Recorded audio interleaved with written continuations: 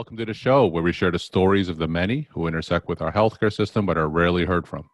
My name is Kevin Poe, founder and editor of Kevin MD. Today in the show, we have Christine Naiman. She is the author of the book About Natalie, A Daughter's Addiction, A Mother's Love, Finding Their Way Back to Each Other. Christine, welcome to the show. Thank you for having me.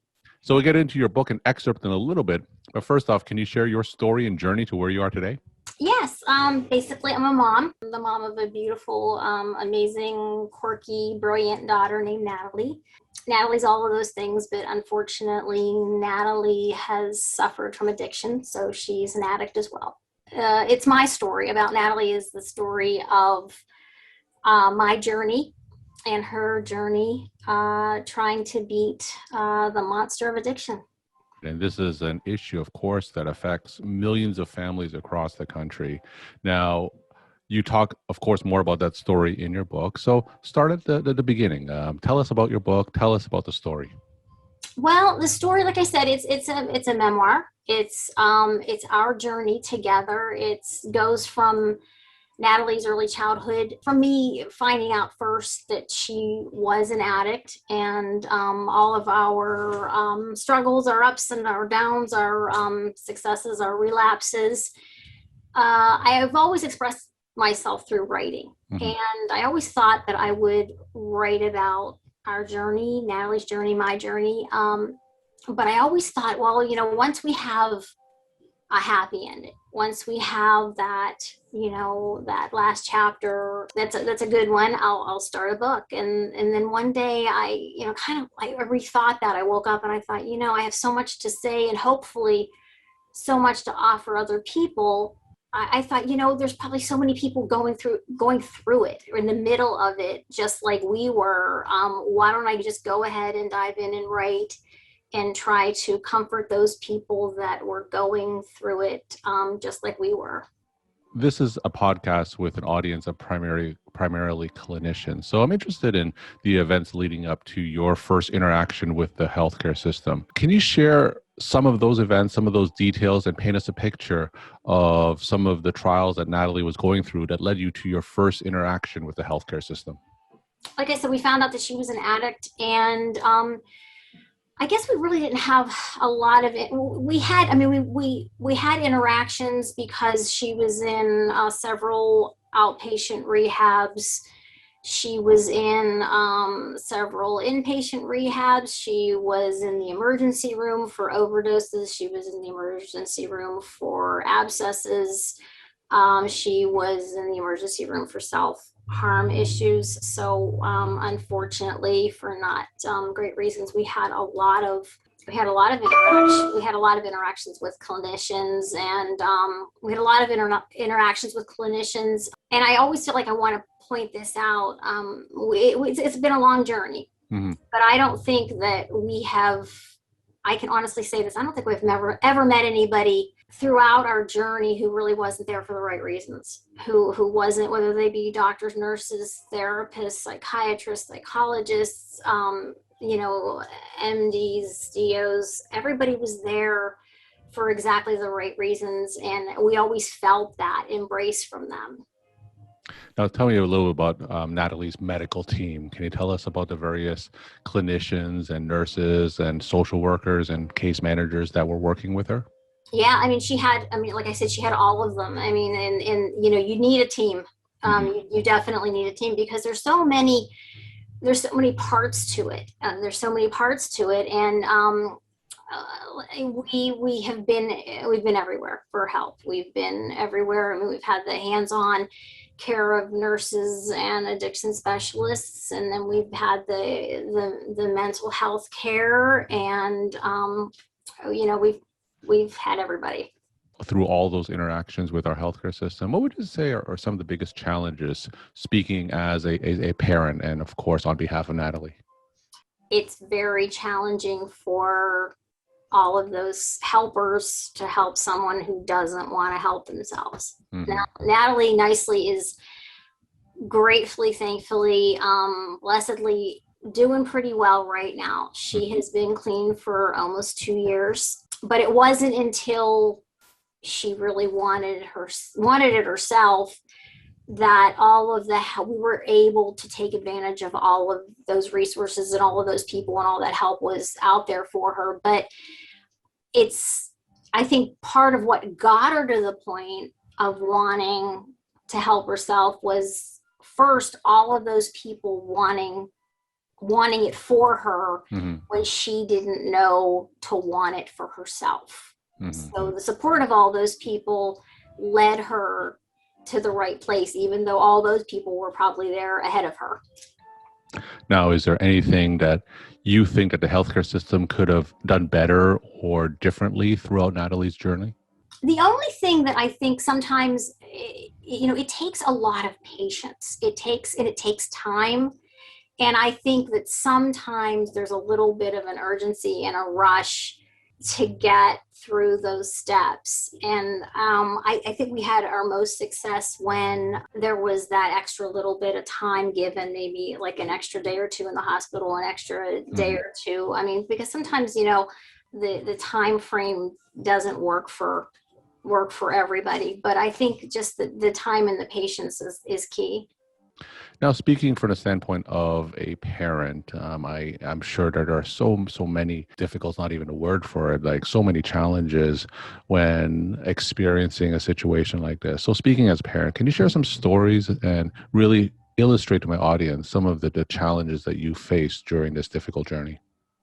Well, I mean, as a parent, it's, as you said, it's nice of you to understand it's a monster of a problem. And, you go for everywhere from, there's the embarrassment, the shame, the isolation, there's all of that. I mean, you go into, at least I did, you go into that denial. Oh, not us. We know that this happens to other people. This happens in other areas. That was a very, a very big challenge. But as a mom, you come to terms with, you come to terms with, that it is us. And, I think that we really struggled with the idea of getting help at first. Because we thought, well, we'll just handle this very quietly on our own. And, we're not bad enough to need all those people. And then you find out that you can't do it alone. And that's how we ended up, finally getting the help that Natalie needed. At what point did you realize you guys couldn't do it alone and you needed a team, you needed help? Was there a singular event that led to that decision? Well, probably a series of small events, but I have to say that, the first time she overdosed in our home, in her bedroom, you realize that this is bigger than you. And we had a little bit, this could probably sound a little strange to say, but we had a little bit of an obstacle. My husband is a physician. Natalie's dad is a physician. And I think we very wrongly felt like, we can do this. We can do this, and and he can help extra. But when it comes right down to it, he's the dad and I'm the mom, and no matter what his profession is. But probably the biggest moment was when she was overdosed in her room and unresponsive. And then you're just like, okay, this is too big for just us. You did mention that Natalie's father was a physician. So did that change the dynamic of the situation during that journey at all? I think we got the care that everybody gets. I think we got the care that everybody gets. And no, probably not. And I guess from your standpoint, what kind of support did you have? What type of guidance, what kind of information was given to you in order to help Natalie during her journey? Because I'm sure this isn't something that a lot of parents just know how to do. So speak to the support and guidance that you got going through this journey.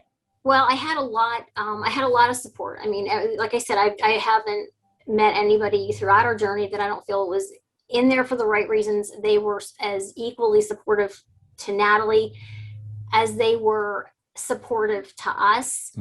I fell short on educating myself.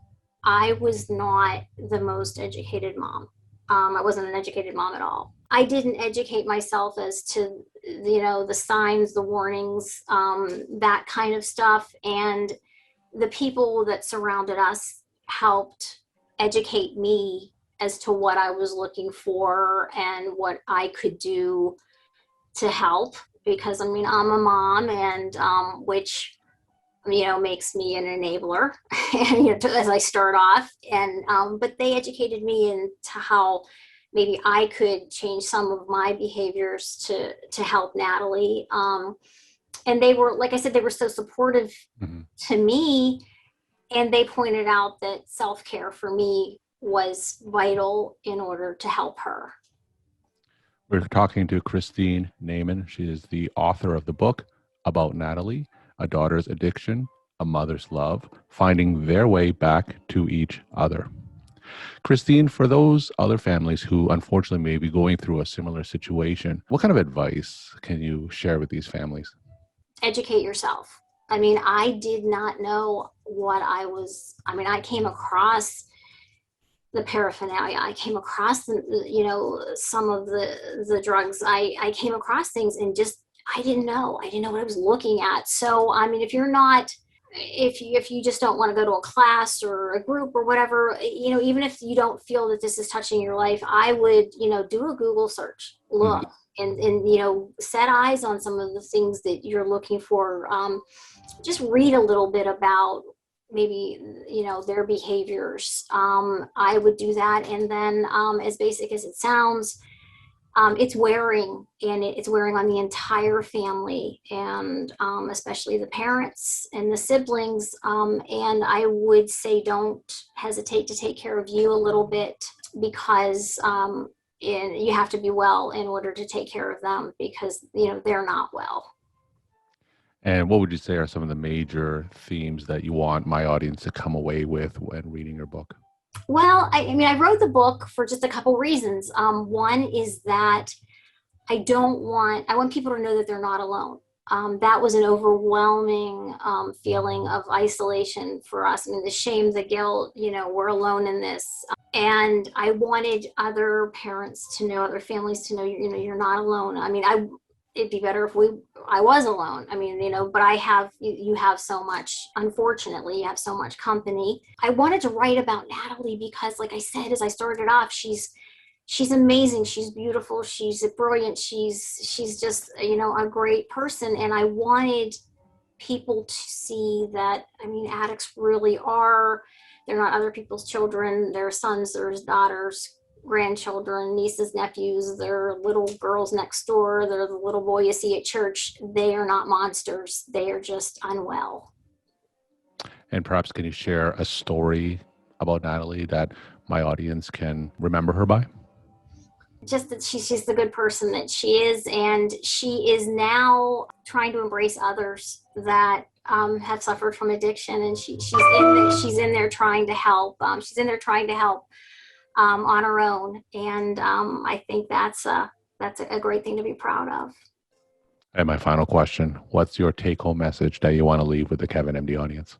If you're a clinician, if you're in the healthcare profession, thank you, because you've helped us. And even when you think that you're not helping, you are helping, because there's so many times that your kindness, your words, that extra little touch on the shoulder, maybe it's not acknowledged at the time because you're so overwhelmed with what the patient and the patient's family is so overwhelmed with the experience. But when you go home and you reflect, you remember those things. You remember that extra word of kindness. You remember that extra minute in the room, that extra word of support. It's not falling on deaf ears, and your beautiful touches are being felt. So thank you. Christine, thank you so much for sharing your and Natalie's story, and thanks again for your time. Thanks for having me.